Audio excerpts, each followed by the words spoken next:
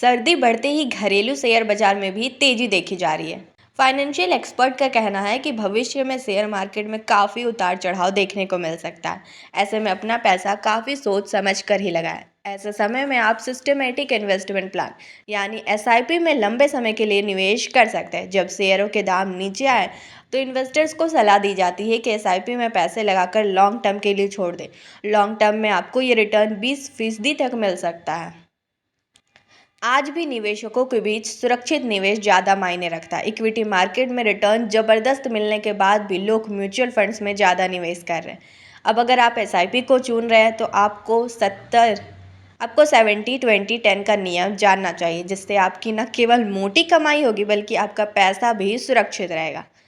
आप जो पैसा एसआईपी में लगाने जा रहे हैं उसमें 70-20-10 का नियम अपनाएं, यानी अपने निवेश करने वाली रकम का 70% लार्ज कैप, 20% मिड कैप और 10% स्मॉल कैप फंड्स में लगाना चाहिए। यह नियम अपनाने से आपका पोर्टफोलियो बेहतर और संतुलित होगा। जिन निवेशकों के पोर्टफोलियो में इस एलोकेशन में बदलाव आ गया है उन्हें इसे दोबारा बैलेंस करना चाहिए।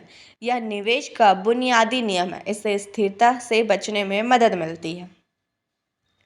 आरबीआई के डेटा के अनुसार लार्ज कैप फंड्स का 3 साल का औसत एसआईपी रिटर्न 24% रहा है।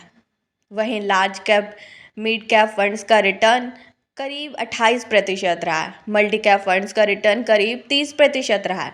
मिड कैप फंड्स का औसत रिटर्न करीब 35% रहा है और स्मॉल कैप फंड के लिए करीब 38% रिटर्न मिला है। फाइनेंशियल एक्सपर्ट के अनुसार बाजार की तेजी के दौरान 70-20-10 के नियम से आपको फ़ायदा मिल सकता है। निवेशकों को इक्विटी म्यूचुअल फंड्स में एसआईपी के जरिए 10 साल तक के लिए निवेश करना चाहिए। पिछले 3 साल में एसआईपी के जरिए निवेश करने वालों की संख्या में लगातार इजाफा हुआ है। कई नए निवेशक भी अपने फाइनेंशियल गोल्स के लिए एसआईपी कर रहे हैं। वित्त वर्ष 2023-24 के दौरान एसआईपी हिस्सेदारी का आंकड़ा 1 ट्रिलियन को पार कर चुका है। म्यूचुअल फंड कंपनियों के संगठन एएमएफआई के आंकड़ों के मुताबिक वित्त वर्ष 2023-24 में कुल एसआईपी अकाउंट्स की संख्या 7.44 करोड़ रुपए तक पहुंच चुकी है। एसआईपी में लंबे समय तक निवेश से भविष्य के लिए मोटा फंड बहुत आसानी से जुटाया जा सकता है। जब आप हर महीने एसआईपी के जरिए निवेश करते हैं तो आपको यूनिट्स अलॉट होती रहती है। जब बाज़ार में तेज़ी होती है तो आपको कम यूनिट अलॉट किए जाते हैं और जब बाज़ार में गिरावट आती है तो आपको निवेश की उतनी ही रकम में ज़्यादा यूनिट मिल जाती है। इस तरह आपका निवेश लगातार औसत भाव पर होता जाता है। इसमें कंपाउंडिंग का भी आपको फ़ायदा मिलता है। इसका मतलब ये है कि आपको हर महीने मिलने वाले रिटर्न पर भी रिटर्न मिलता रहता है। इसकी वजह से आपको तेज़ी से मुनाफा होता है और आपकी पूंजी काफ़ी तेज़ी से बढ़ती जाती है। एसआईपी के जरिए निवेश करने से इन्वेस्टमेंट पीरियड और अमाउंट को लेकर लचीलापन रहता है। आप अपनी सुविधा के अनुसार निवेश की अवधि मंथली, तिमाही या छमाही का ऑप्शन चुन सकते हैं। जब भी आपको ज़रूरत पड़े आप इसे रोक सकते हैं या अपनी एसआईपी से पैसा निकाल सकते हैं।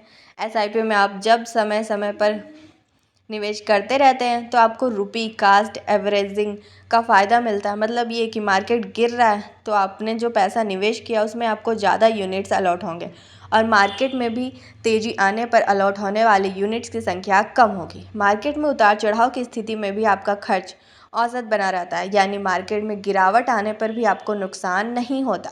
मार्केट में तेज़ी आने पर आपको अपने औसत निवेश पर ही बेहतर रिटर्न मिलता है। एसआईपी में कंपाउंडिंग का फ़ायदा ज़बरदस्त मिलता है, इसलिए लंबे समय के लिए एसआईपी करनी चाहिए। ये जितने लंबे समय के लिए होगी कंपाउंडिंग का फ़ायदा उतना ज़्यादा होगा। आपको कंपाउंडिंग के तहत केवल उसी रकम पर रिटर्न नहीं मिलता जिसे आपने निवेश किया, बल्कि आपको पहले के मिले रिटर्न पर भी रिटर्न मिलता है। एसआईपी के जरिए निश्चित समय के लिए बचत करना सीखते हैं, यानी आपको मासिक, तिमाही या छमाही पर जो भी पैसा निवेश करना उस रकम की बचत करने के बाद ही आप बाकी खर्च करते हैं। इस तरह आपको अनुशासित निवेश की आदत पड़ती है।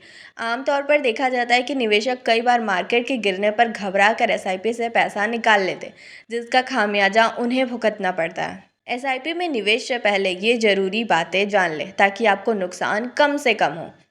अक्सर निवेशक इक्विटी बाजार के उतार चढ़ाव को देखते हुए कभी एसआईपी को बंद करते हैं तो कभी शुरू करते हैं। बाजार में तेजी देखकर निवेशकों में गजब का उत्साह होता है। जब बाजार तेजी में होता है तो एसआईपी शुरू कर देते हैं। जब मंदी आती है तो ज़्यादातर निवेशक निराश और डर जाते हैं। और इस वजह से वो एसआईपी रोक देते हैं। मगर वो ये नहीं समझते कि एसआईपी को कभी शुरू करना और कभी रोकना सिर्फ एक खराब रिटर्न ही दे सकता है।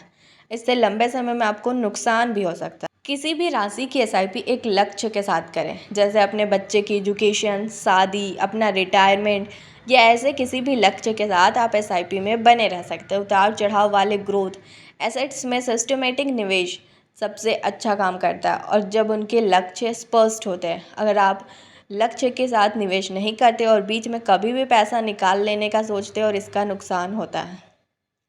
एसआईपी में निवेश करते समय आपको ध्यान रखना चाहिए कि आप बड़ी रकम से निवेश की शुरुआत नहीं करें।